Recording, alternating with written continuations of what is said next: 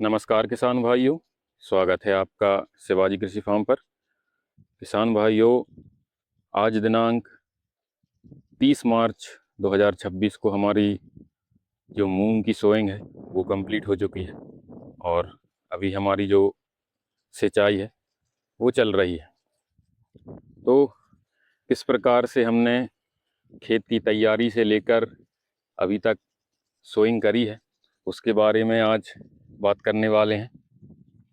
तो सबसे पहले यदि खेत की तैयारी की बात करें तो गेहूं की हार्वेस्टिंग के बाद हमने इसमें नरवाई में आग नहीं लगाई है।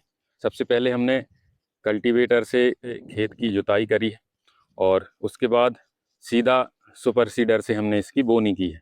जब भी आप सोइंग करें तो सबसे पहले आपको एक गहरी जुताई अपने खेत की करनी चाहिए, जिससे पिछली फसल के जो भी अवशेष हैं वो अच्छे तरीके से मिट्टी में मिल जाएं और उसके साथ ही जो खरपतवार हैं और जो कीटों के प्यूपा अंडे वगैरह हैं वो नष्ट हो जाएं।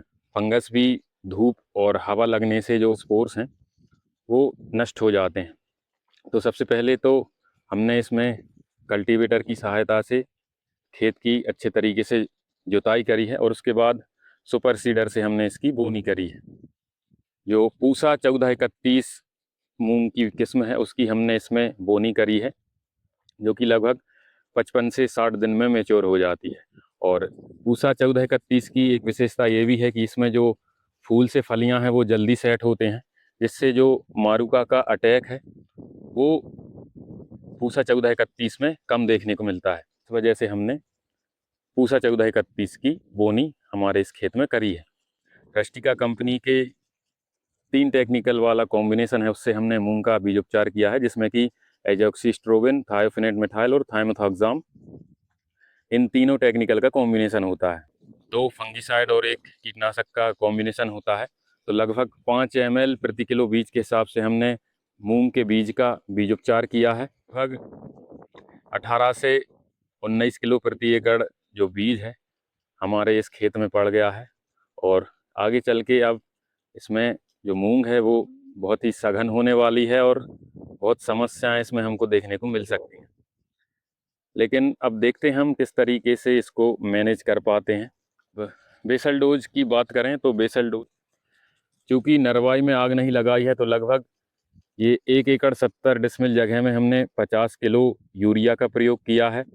उसके साथ ही 60 किलो डीएपी का प्रयोग किया है, 20 किलो म्यूरेट ऑफ पोटास और उसके साथ ही 10 किलो सल्फर का प्रयोग किया है, जिसमें हमने खेत की कल्टीवेटर से जुताई करने के बाद 50 kilo urea, 10 kilo DAP, 20 kilo muriate of potash और उसके साथ ही 10 किलो जो दानेदार क्लोरीपाइरीफॉस आता है, जुताई करने के बाद खाली खेत में हमने इन खादों को छिड़का है। और जो सीड ड्रिल में हमने 50 किलो डीएपी और 10 किलो सल्फर मिलाया है, क्योंकि हमने सुपर सीडर से बोनी करी थी जिसमें कि खाद अलग डलता है और बीज अलग डलता है।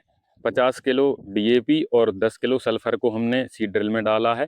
बाकी जो खादें हैं उनको हमने जुताई करने के बाद और सुपर सीडर चलवाने से पहले उनको खेत में अच्छे तरीके से छिड़का है। केवल 6 से 7 घंटे इसमें सिंचाई चला रहे हैं। तो ये हमारी अभी दूसरी शिफ्ट चल रही है और साथ ही हम इसमें वेंचुरी की सहायता से ट्राइकोडर्मा भी चला रहे हैं। लगभग 4 से 5 किलो इतनी जगह में हम ट्राइकोडर्मा चला रहे हैं वेंचुरी की सहायता से, जिससे कि जो मिट्टी जनित जो फंगस है वो हमारे खेत में कंट्रोल हो सके। तो अभी तक खेत की तैयारी से मूंग की बोनी तक हमने ये सभी काम हमारी मूंग में किए हैं और अब आगे चल के हम आपको मूंग में पहले 10 दिनों में आपको क्या क्या सावधानी रखनी चाहिए इस विषय में एक डिटेल्ड वीडियो बनाएंगे। तो इसी तरह खेती से जुड़ी जानकारी के लिए मेरे यूट्यूब चैनल को सब्सक्राइब कर लें और बेल आइकन को भी प्रेस कर लें, जिससे आने वाली वीडियो का नोटिफिकेशन आपको मिलता रहे। धन्यवाद।